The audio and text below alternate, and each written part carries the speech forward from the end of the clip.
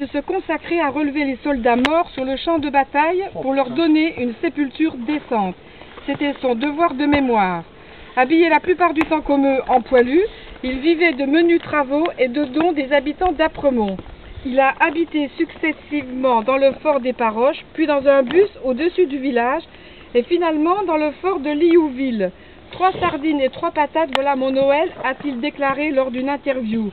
Sa mort aussi est singulière. Il a été foudroyé par une crise cardiaque aux éparges au point X lors d'une cérémonie en 1992.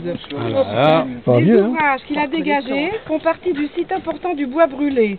On n'en voit bien qu'un tronçon. Le reste non dégagé s'étend sur 3 km en zigzag sur la droite.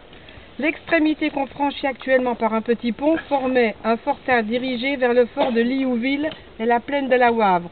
Ce fortin servait d'observatoire et de poste de mitrailleuse. On distingue très bien les banquettes de tir, sorte de marche où se tenaient les soldats. Les sacs à terre entassés tout mouillés pour former une protection, les renfoncements pour les munitions, les entrées et sorties des abris qui communiquaient entre eux. Remarquez la profondeur de la tranchée.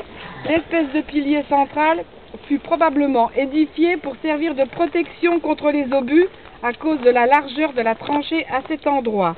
La tranchée française est située en face à quelques mètres. Non bétonnée, elle est presque entièrement comblée. Le balisage est conduit par un rapide aller et retour. On passe ensuite devant une tombe de soldats et devant une pancarte reprenant une phrase tirée d'une lettre de soldat. Ces lettres sont visibles au mémorial de Verdun. On pourra en lire d'autres extraits en faisant le parcours.